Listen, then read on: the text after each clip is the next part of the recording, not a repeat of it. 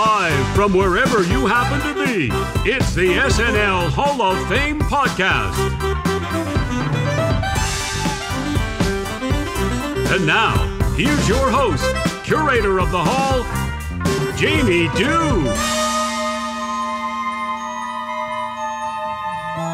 Oh, the magic of those bells. It's wonderful. It's a wonderful time to be here in the autumn. We are now 4 episodes deep in the Saturday Night Live program. What did you think of the Sudeikis episode? I can't speak to it because I am recording this prior to it airing, but I have a good feeling about this one. I have a real good feeling about this one. My name is Jamie Dew, and this is the 4th episode of the SNL Hall of Fame podcast. It's your podcast companion to the SNL Hall of Fame. What do you mean by that, Jamie? Well, each week on this program, I will invite a guest to add a alumni, host, musical guest, or writer to the ballot of the SNL Hall of Fame. And then in May, we will open up voting and we'll elect ourselves the very first class of the SNL Hall of Fame. Very exciting stuff. Very exciting stuff. So, how you doing? I am great. Like I say, I'm enjoying the show so far. The actual SNL show so far, I think we've got 2 C pluses and a B plus. Yeah, I think the Rami Malek episode was a B plus. I really enjoyed it, and I'm looking for them to have carried that momentum into the Sudeikis episode and have that one be a superstar episode as well. Sudeikis, is he a Hall of Famer? I think so. He's not on the ballot thus far, but maybe by the end of the season he will be. We'll have to wait and see.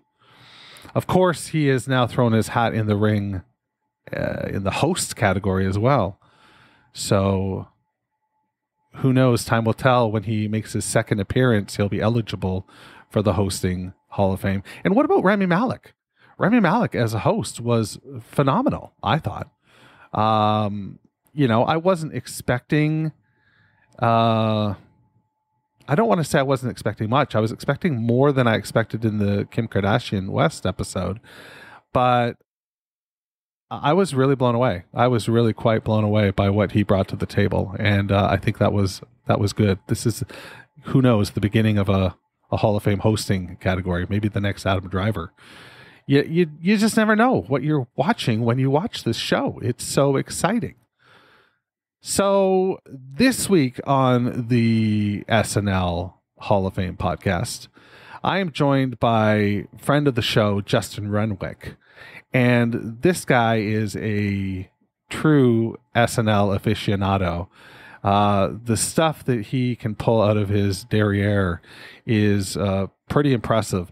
And the first name that he threw at me to add to the ballot of the SNL Hall of Fame was rock and roll performer Neil Young. And I think you're going to like this episode. We're going to play a little Neil music. We're going to talk some Neil. And we're going to listen to Justin's argument as to why he belongs in the Hall of Fame. If you agree with this argument, come May, you can cast your vote for Mr. Young. And of course, if it appears on 51% of the ballots, he will be a Hall of Famer. So there's that. That's what I got for you in the preamble. Justin Renwick, Neil Young. I won't waste any more of your time. Let's get right to it.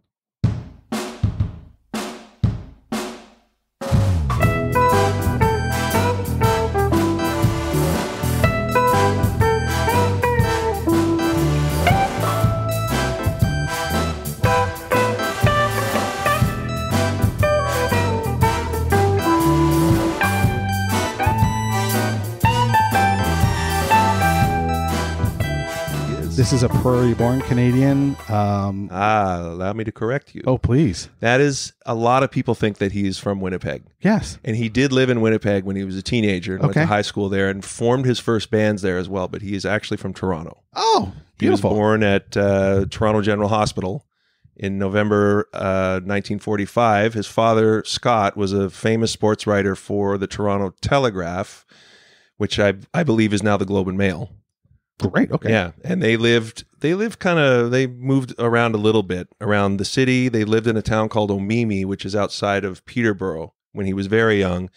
Moved back to Toronto, and then the parents split, and his mother, Rassie, took him and his brother, Bob. I think there was just the two of them, and they all moved. I think Bob went with them. Anyway, it doesn't matter. They moved back to Winnipeg, where I believe she was from. And that's where he met like Randy Bachman and as I said, put his first bands together. And to go off on another tangent, they would cross the border into Ontario and play at a place in Fort William, which is now Thunder Bay. Yeah. And that's where he met Stephen Stills. They were playing at the same club in 1964 or 65.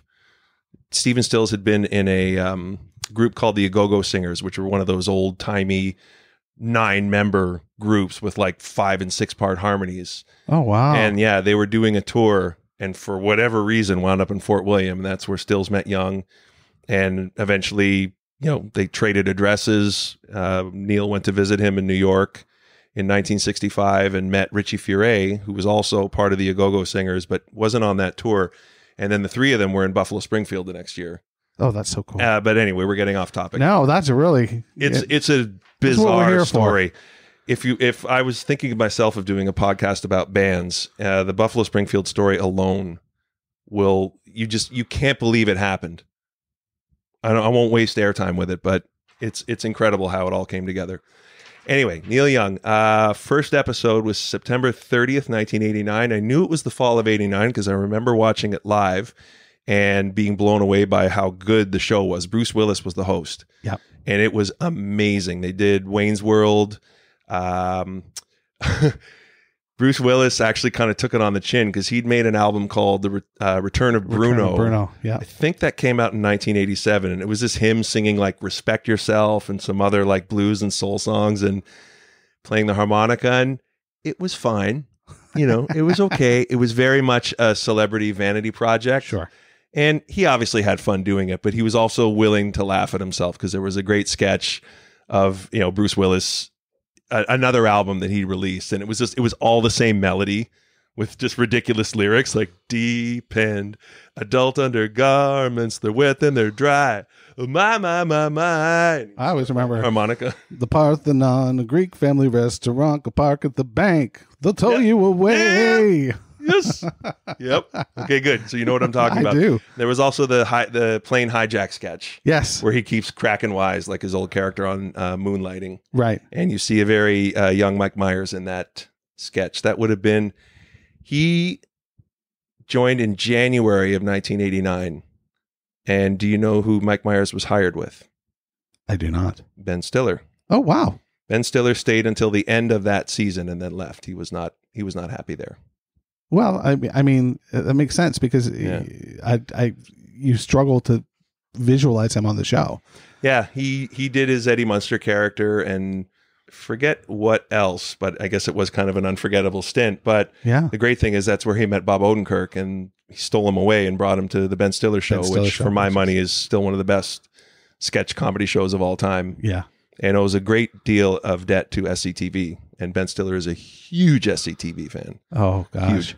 Anyway, I'm getting off topic again. So yeah, Neil Young, that was his first appearance.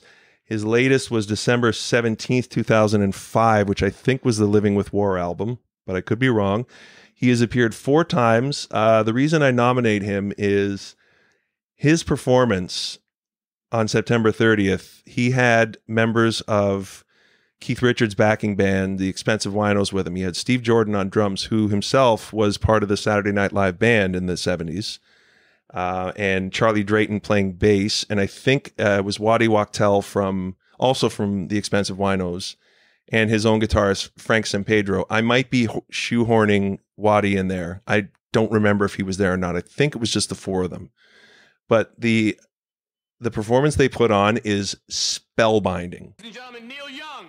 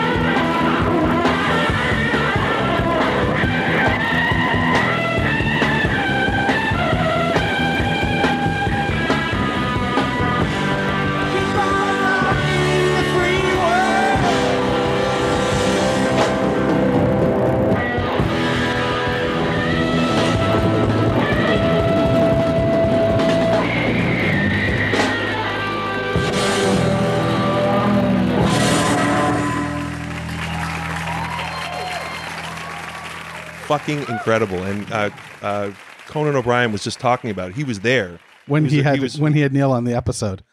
Yeah, that's right. Yeah, so, as you know, he was a writer on the show, and like even just watching it on TV, it was electrifying. Yes. Like I'm getting goosebumps right now just talking about it. It was so good. And at the end of it, he like rips all his strings and this, and then for the encore, he played Needle and the Damage Done, or the second time he came on, right? The two performances during the show. Needle and the Damage Done, and then one of the songs, the other songs from Freedom. I forget what it was called. I think it's No More, but really good song. But anyway, just those guys that were back, and like Steve Jordan. I'm a drummer. Steve Jordan is one of my favorite drummers. He's so good. Even the sound he gets on his snare is just like, for me, incredible. Such a good performance. There's been some really amazing Justin is grinning ear to ear as he says this. This is great. I'm going to nominate Neil because, he's from Toronto. Lauren's from Toronto. I know that's a pretty weak. No, that's a pretty weak bar, but you're nominating him because he's a white hot sun in the sky. Yep, he is. He is a live performer. Apparently, even in the studio, there's very little overdubbing with Neil. He has a band, and he's good enough that they can record most stuff live off the floor, which you cannot say about a lot of bands. Most bands try that and fail miserably. Right. Yeah. No. I mean, I think it's a great pick. He's been on 4 times. Each of the times has been very good. Yep. He is a legend. He is the epitome of a Hall of Famer. In the sense, forget about the Saturday Night Live Hall of Fame music category. He is a Hall of Famer in his own right, in rock and roll or, any other walk of life. Just fucking cool old man. Yep. He's still out there doing it too. I fully am behind your nomination here. I think this is a great pick, and I hope to see that he does make it into the Hall. But now it is in your hands, the listener. When we open the voting in May, you will have your say. Will Neil Young make it to the Hall of Fame? Time will tell.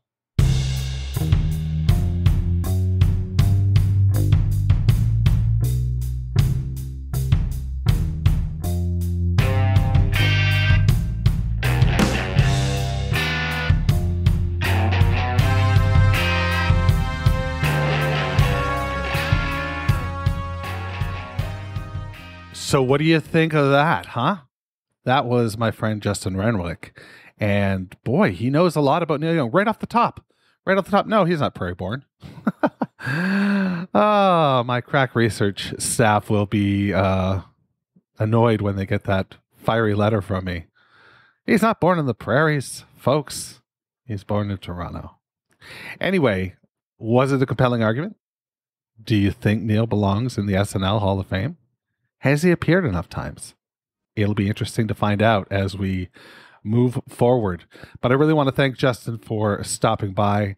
And of course, I want to thank you for stopping by the SNL Hall of Fame. It means a great deal to me that you continue to patronize our lovely hall here. But for now, I ask that you turn out the lights, because the SNL Hall of Fame is now closed. Thanks for listening to the SNL Hall of Fame podcast.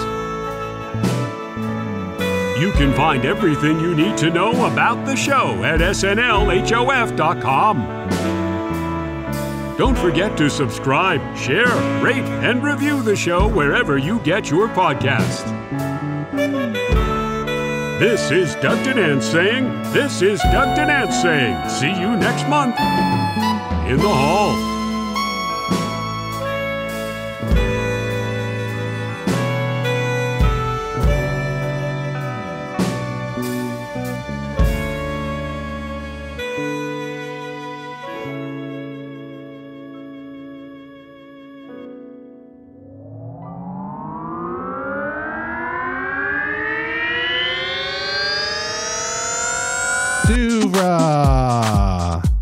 Podcasts and such.